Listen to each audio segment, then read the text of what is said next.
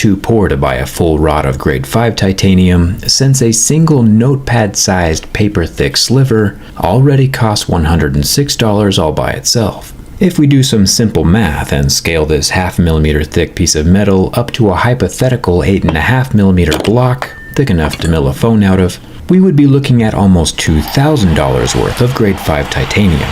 And that's not even including the complexity of milling and shaping grade 5 and the dollars worth of iPhone hardware that goes inside. So the math just ain't mathin', and there's no way Apple suddenly decided to make negative profit on each iPhone sold.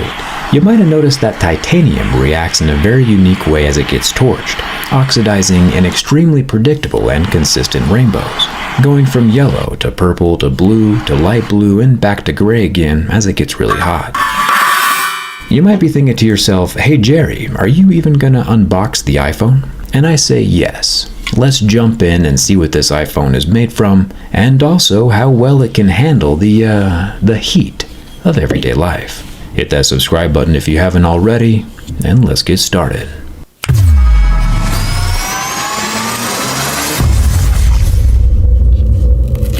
Inside the brand new iPhone 15 Pro Max box, we find the phone itself. This blue titanium is almost the same shade as the blued titanium that I made. Looking under the phone, this time we find there's no lightning cable. Instead, we have a brand new braided USB-C cable. I imagine the world will soon follow Apple's lead on this one, and we'll start seeing this port everywhere. Probably the closest thing we'll ever see to world peace. And honestly, the phone does feel good. About the same as any other rectangular phone, but the brushed titanium and the etched back glass do feel super cool. But the imitation blue shade is just ever so much off from the actual shade of blued titanium that I think it would bother me long term. Apple said again that this screen glass is the strongest glass ever on a smartphone. They call it ceramic shield, and I agree. It is a pretty solid slab of glass. We normally see plastic screens scratch at a level 2 or 3, glass at 5 or 6, and sapphire would be an 8 or 9. This dual ion exchange ceramic shield does still scratch at level 6, with deeper grooves at a level 7, but level 6 does appear to be quite a bit more faint than usual. And I do think Apple is onto something with this proprietary glass. The front selfie camera is tucked into the dynamic island and is protected by that same slab of glass. The earpiece is a razor-thin slit between the glass and the frame. No speaker grills to fall out or get dirty.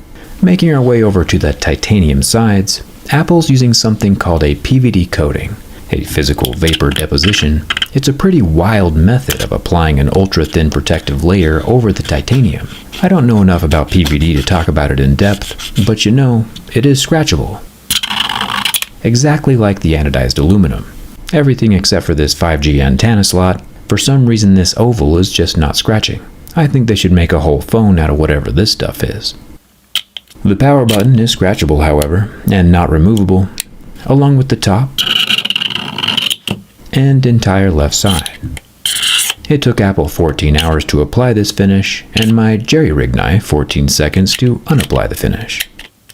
The new action button is scratchable, and our USB-C port down near the bottom is an actual USB 3 with 10 gigabit transfer speeds. The regular iPhone 15 is just USB 2, and if you don't know what that means, you'll be just fine with either.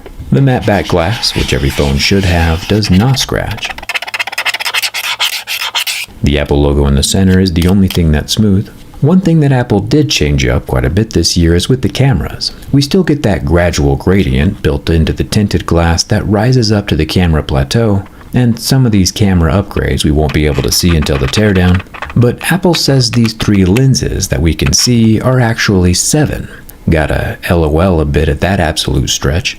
Here at the bottom we have a 48 megapixel main camera, which apparently has a nanoscale coating on the lens to reduce glare. The coating luckily does not scratch off or fracture. The coolest camera is definitely the middle one, a 12 megapixel 5x tetra prism telephoto lens that redirects and reflects light 4 times before hitting a 3D sensor shift OIS stabilizer. If there's one reason to take apart the iPhone 15 Pro Max, it's to see what in the world that looks like from the inside. Then up top we have a 12 megapixel ultrawide. Apparently, these 2 cameras on the edge can work together like 2 eyeballs to generate spatial video, which I don't want to be the guy to beat a dead horse, but that was something Android did 12 years ago, with the HTC Evo 3D, probably before some of you kidlets with iPhones were even born. Gotta honor your ancestors. Apple said during their event that the back glass panel is easily removable to facilitate repairability, which is a huge commendable move. And then in the same sentence, Apple said that the internal structure of the iPhone 15 Pro Max is made from 100% recycled aluminum, which immediately tells us two things. One, it's nice to see that there's more than just the iPhone design that gets recycled every year. And two, the internal frame is not solid grade 5 titanium, only the exterior. This explains quite a bit. The iPhone 15 Pro Max has a 6.7-inch OLED display with 2000 nits of outdoor brightness and 120 Hz refresh rate, and lasts for about infinity seconds before having no reaction to my lighter. Nice work, Apple. We'll try out my big boy lighter in a second. It's time to see if the new blended aluminum titanium grafted hybrid structure compromises the structural integrity of the iPhone 15 Pro Max.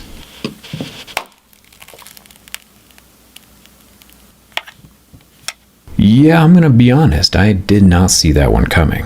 You've been watching me durability test smartphones for about 11 years now, and most phones do not break. iPhones especially do not break, like ever, and that snap was abnormally quick. Kinda stunned.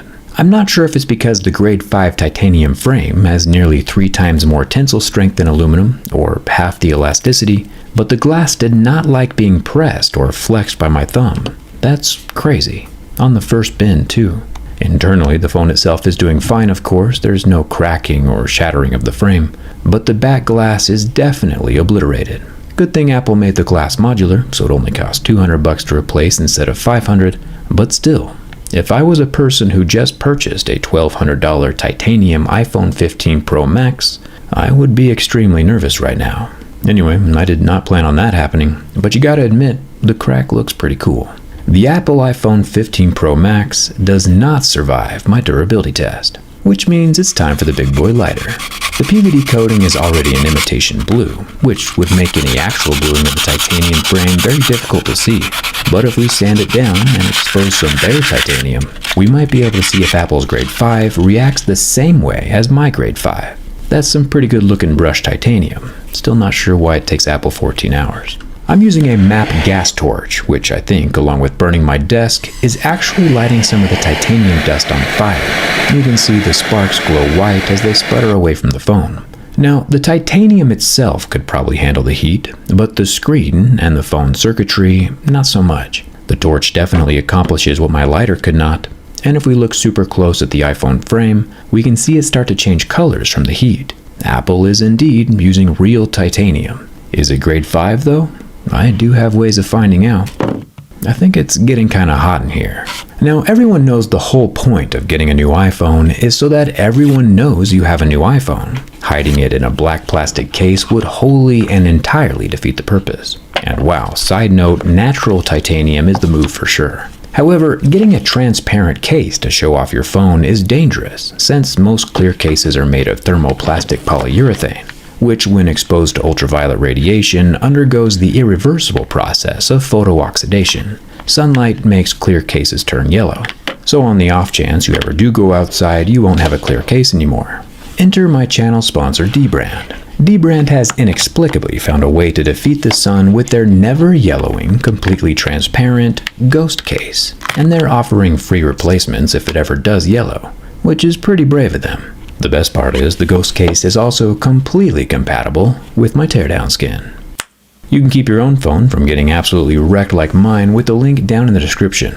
Now, I pride myself on being extremely thorough, and I'd be amiss if we let this golden opportunity to check the back glass of the regular iPhone 15 Pro for similar structural deficiencies as its larger counterpart. With some very strong bends from the back, nothing happens. Flipping the phone over to the front, again, nothing happens. The normal-sized iPhone 15 Pro survives and does not have the same fate as the Max. I'm curious to see how thin Apple's titanium layer actually is, and what